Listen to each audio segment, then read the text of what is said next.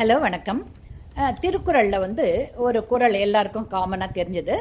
எந்நன்றி கொன்றார்க்கும் உய்வுண்டாம், உய்வில்லை செய் நன்றி கொன்ற மகர்க்கு அப்படின்னு ஒரு திருக்குறள் படிச்சிருக்கோம். அதில் nearly most of the people அதில் ஒரு மீனிங்கு, யாரான ஏதான ஒரு நல்லது செஞ்சால் அது நன்றி மறக்காமல் இருக்கணும். அப்படி நன்றி மறந்தாக்கா அது அவங்களுக்கு மன்னிப்பே கிடையாது அப்படின்னு காமனாக நினச்சிருக்காங்க. அது உண்மைதான். ஆனால் இதில் நல்லா நீங்கள் உன்னிப்பாக கவனித்து கரெக்டாக நீங்கள் படித்து பார்த்தீங்கன்னாக்கா ஒரு சின்ன ட்விஸ்ட் திருவள்ளுவர் வச்சுருக்காரு.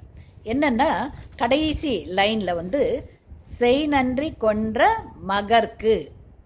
ஸோ மற்றவங்கெல்லாம் எதான செஞ்சாங்கன்னா, நல்லது செஞ்சால் நன்றி மறக்கக்கூடாது அப்படிங்கிறது ஒரு உண்மை.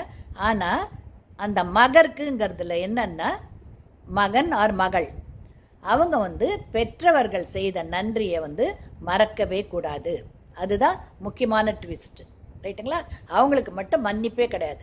வேற எந்த நன்றியை மறந்தாலும் மன்னிப்பு இருக்குது, மற்றவங்களுக்கு மன்னிப்பு இருக்குது. ஆனால் பெற்றவங்களுக்கு நன்றி மறக்கக்கூடிய பிள்ளைகளுக்கு மன்னிப்பே கிடையாது. அதுதான் மெயினாக திருவள்ளுவர் சொல்கிறாரு.